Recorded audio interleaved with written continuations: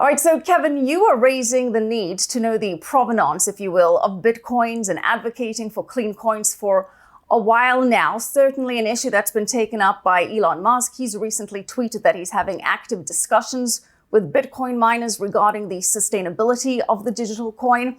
Why is the idea of a green coin, if you will, so important to Bitcoin's growth as an asset class? Because it matters to institutions. And the way you have to think about this, there's a lot of excitement within the crypto community, particularly around Bitcoin, that it's to the moon. You've heard that expression many times, and that it won't be long before it's $100,000 a coin. None of that's going to happen unless the institutional market starts to buy this as an asset class. And for all the hype and excitement and all the discussions that have been going on online and on social media, the truth is institutions haven't touched this yet.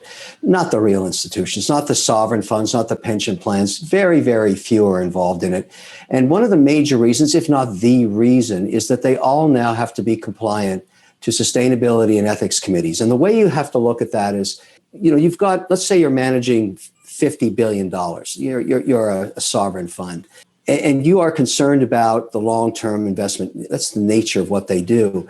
And so you concern yourselves about the issues that the people that you're serving care about. And one of those that has been coming and moving right up the hit parade is sustainability, ESG. You've seen it happen at the corporate level. There's a very famous letter that came out of Larry Fink at BlackRock just 6 months ago that really defined what it meant to be sustainable and climate change and all of these things that people kind of ignored for a long time. But now at the institutional level, if you're sitting with a sustainability committee on top of the investment committee, you have to go through their filter first. And their filter has been very clouded by this debate around sustainability and coin mining. There's many miners, particularly in Asia and other foreign countries, that actually burn coal to make Bitcoin. Well, that's not okay anymore. And that's why this debate has come to the fore. But I say it's important and it's a good thing, because if we can resolve this, we can open up the floodgate, the log jam, if you would, of institutional money that wants to allocate to Bitcoin. So I, as a Bitcoin owner, want the institutional buyer to be my incremental buyer. That way I can see price appreciation. We're going to be stuck in a rut here till we resolve this issue. And I think it's very important to have an open forum about it and have a dialogue. I took a lot of criticism when I raised this just a couple of months ago. Now it's at the fore of everybody's discussions. Yeah, it is. And it's partly the reason that we've had so much volatility in Bitcoin lately with, as I said, Elon Musk saying he's not allowing Teslas to be purchased by Bitcoin because of those environmental concerns. And now seemingly addressing that issue, Michael Saylor, he tweeted after Elon Musk's tweet that they've been meeting with Bitcoin miners and they now have this Bitcoin mining council, which will promote sustainability. So, Kevin, what impact will this mining council have? And in a way, is a mining council antithetical to the decentralized ideology of Bitcoin?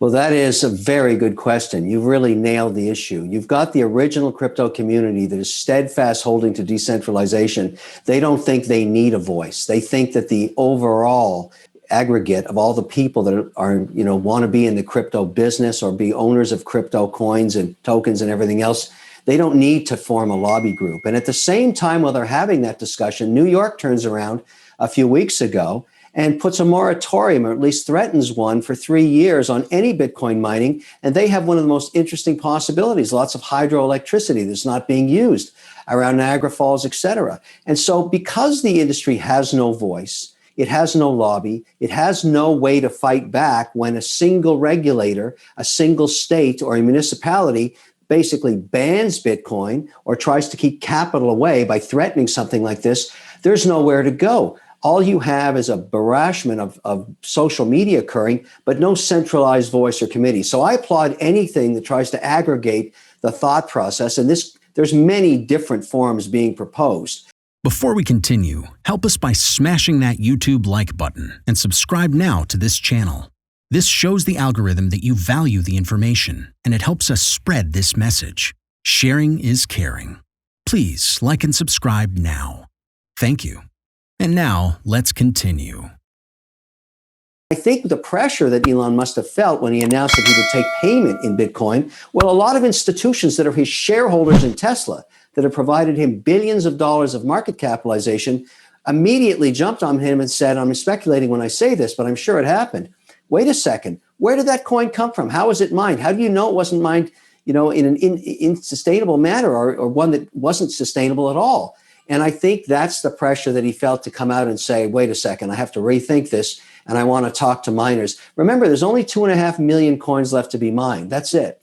And so it depends on what happens to the next 2.5 million versus all the coins that are out there already. And that's the dialogue the industry is having right now. But this issue is not going away. It is not going away. And if we want to see price appreciation, whether it be on a green coin or a sustainable coin or the aggregate of already mined coins, we're going to need to solve for this, because the incremental buyer, the institution, is where the next $1 trillion worth of interest is going to come from.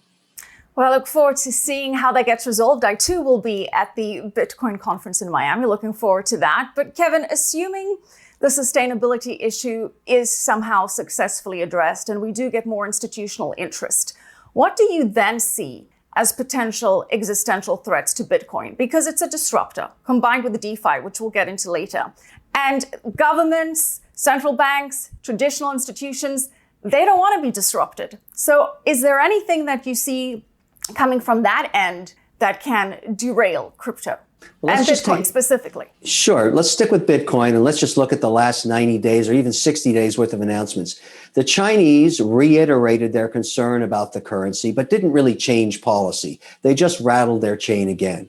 Norway removed its tax credits to Bitcoin miners, making it unprofitable to mine there. And one of the largest miners basically sold their assets there. That all happened in the last 4 weeks. Then New York, 6 weeks ago, dropped their bomb with their moratorium. So all of a sudden, because the industry has no voice and there's no one to cry out and say, look, there's some facts that are being ignored here. This is the problem. There's a lot of misinformation about the mining of Bitcoin. But because there's no centralized voice, when that regulator in Norway or in New York or in any other jurisdiction comes out and says, we're going to ban this because we think it's bad for the environment, there's no pushback. And that's a huge mistake that Bitcoin miners have done to themselves, and they've got to fix that. So basically, when you think about why Bitcoin mining could be good for the environment, it's basically the profit motive.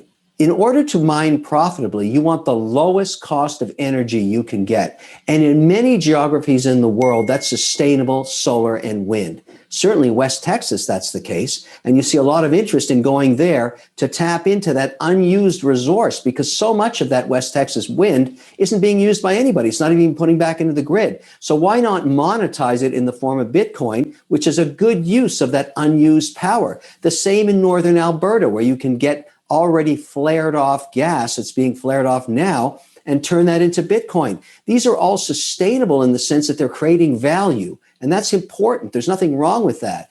Now, of course, there are miners all around the world that are burning coal. Nobody wants that anymore, which is why you have institutions saying you've got to show me the difference between a coin mined that way and one that's done sustainably, and I'll buy the sustainable coin, even if I have to pay a premium. That's the remarkable discussion that's going on, because half the community says, I want fungibility. I don't care where the coin was mined or how it was mined. It has to be the same value as one that was mined sustainably. I think we're going to go through a huge debate on that on the 4th and 5th, but that's all part of the important dialogue. But my point is, Bitcoin mining can be very good for the environment because it forces new innovation in the creation of energy. What to do in such a situation? Inform yourself and keep your financial education strong. We from the Compact Group offer our loyal subscribers a free educational portal with first-hand monetary, financial, and economic knowledge. Enter our invite-only Insider Club by clicking the link below. You will get access to first-class information far earlier than the rest. We have prepared a special deal for all our members, where you can access a giant pool of Robert Kiyosaki's financial wisdom for just $1. To find out more, simply click the link below and join our Insider Club, absolutely free. But there is more you can and should do. Build up several streams of income. More and more people realize that they have to take their future in their own hands, but they don't know how and where to start. We from Compact offer our Insider Club members unique opportunities. Strengthen your financial muscle and get the edge. Click the link below. Become part of our free Insider Club. No financial obligations. But there's one important thing you have to know. you have to become active. So do it now. Become active and see you on the other side.